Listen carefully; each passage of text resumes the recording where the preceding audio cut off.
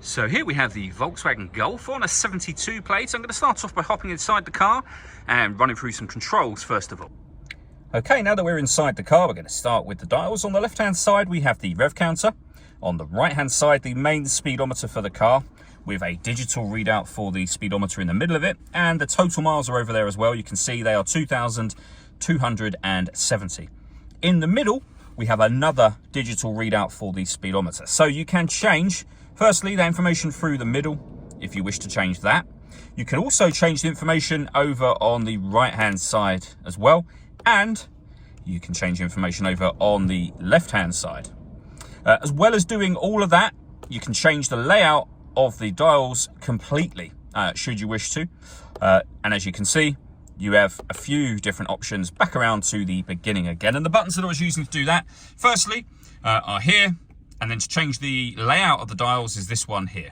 We have the stereo controls beneath that. Stereo controls continue on the left along with cruise control. Once you set cruise control, hit this button here. This car is able to maintain its own distance between itself and the car in front, both speeding up and slowing down automatically, depending on the car in front's speed. And then over in the center, we have the main touchscreen for the car. So you can see, firstly, satellite navigation up on here.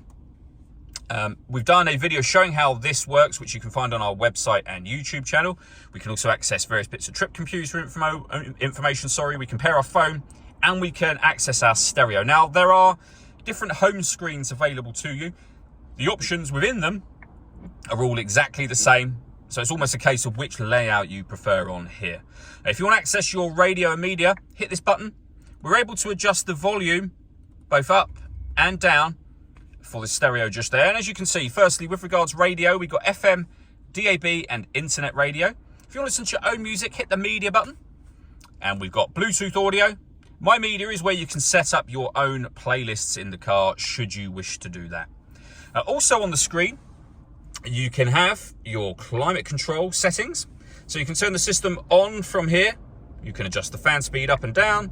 You can determine what direction you'd like the air to be distributed in. And that's your air conditioning turned on. Or you can hit auto and the car will maintain the temperatures that you've asked for, which you can hear it doing. It will do that for you. You can override that at any time you wish to by making any manual adjustments. Once you've got the system turned on, you are able to, on the fly, adjust your driver and passenger. So passenger temperature here, driver temperature over this side. You can do those independently of one another. Also down here, we have our driver assist menu and our parking menu as well. So you've got a visual guide to go along with the parking sensors in this car. Beneath that, we have wireless phone charging, 2 USB-C inputs, the start and stop button for your engine, 6-speed manual gearbox, along with your handbrake and your also hold function for the handbrake.